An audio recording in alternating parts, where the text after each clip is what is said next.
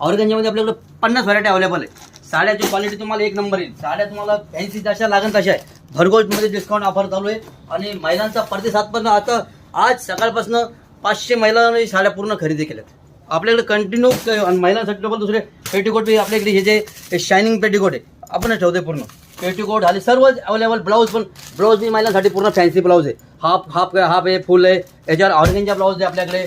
परत दुसरे कुंदनमध्ये वर्क येईल, डिझाईन भरपूर. त्यात डबल दुसरे झाले हे सिल्कमध्ये ब्लाऊज आहे.